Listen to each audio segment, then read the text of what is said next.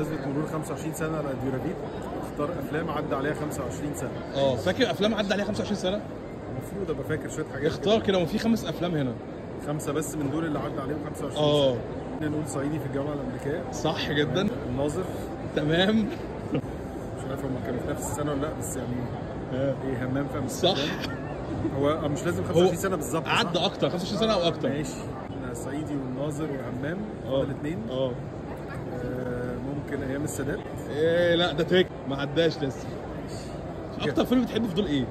او شفته مثلا اكتر من مره؟ لا نو داوت يعني صعيدي في الجامعه الامريكيه كده يعني طبعا. وايام السادات، بس هو مش من الخمسه اللي مش من الخمسه، لا بس دول المفضلين بتوعك. صعيدي في الجامعه الامريكيه وهمام في امستردام من احلاهم طبعا.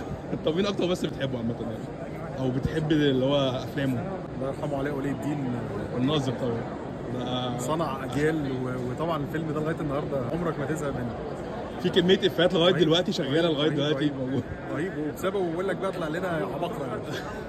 تمام، شكرا جدا ليك يا محمد، مصدق معاك. شكرا ليك.